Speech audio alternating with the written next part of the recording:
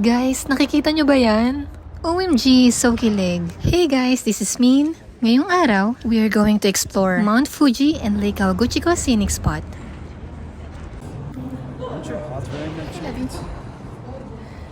First stop, Arakorayama Senken Park. Alam nyo ba na sobrang aga namin bumangon para dito? Dahil ito ay 3 hours lang naman ang layo from Tokyo. At dahil autumn season, expect nyo na maraming tao na mamamasyal. Sobrang ganda ni Mount Fuji even from afar. Hoping na sana mapuntahan ko siya up close one day. Buti na lang nagpakita siya sa amin today. Kasi minsan daw hindi yan nagpapakita.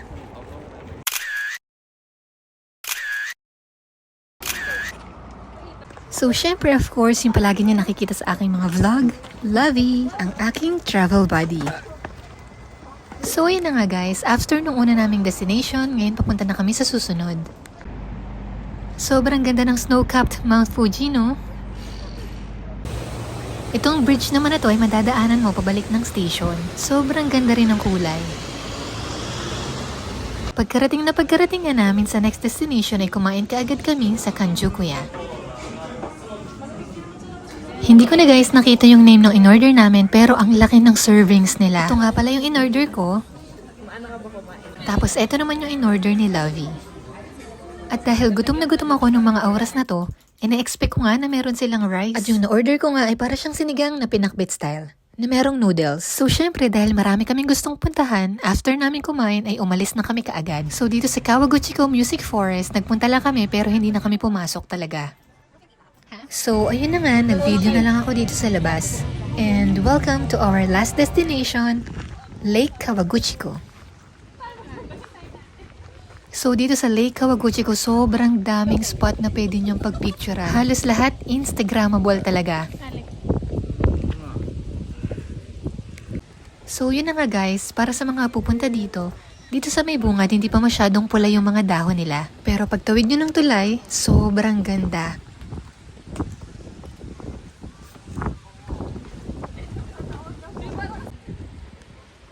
So guys, isa si Lake Kawaguchiko sa mga top destinations na overlooking si Mount Fuji. Kasama yan.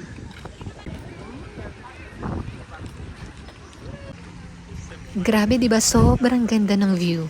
So ayun na nga guys, habang namamasyal kami, meron kaming nakitang nagpo-photoshoot. Photoshoot para sa kasal. O diba, ang ganda, sobrang romantic ng lugar. Yung mapapasana all ka na lang talaga.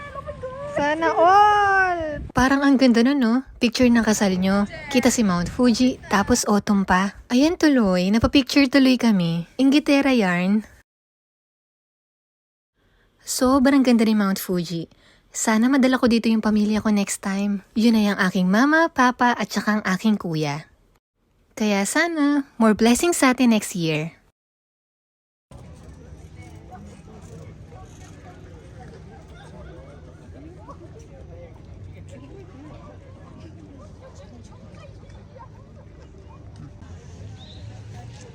Sobra naman yung kulay nitong isa, pulang-pula.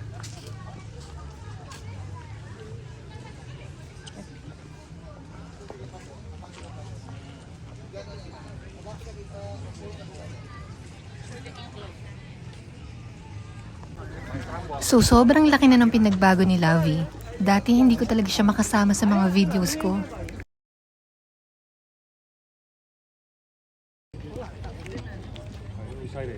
At dahil medyo napagod at nagutom, kumain muna kami dito sa Cafe Mimi. Isa lamang ito sa mga cafe na matatagpuan dito sa Lake Kawaguchiko. At dahil medyo malamig yung panahon ngayon, naisipan namin na magkape at mag-hot cocoa muna.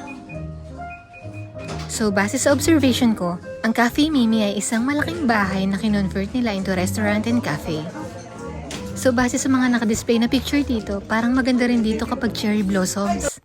So, yung in-order nga pala namin ay cheesecake. Actually, masarap yung cheesecake nila dito, kaso lang medyo pricey. So, doon ko na-realize kaya pala medyo pricey siya dahil meron siyang kasamang mga prutas.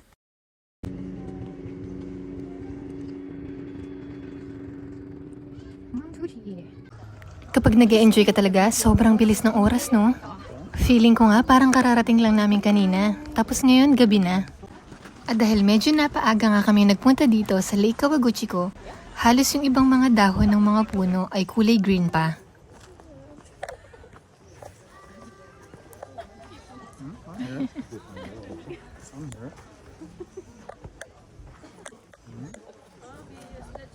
Hello. Hello.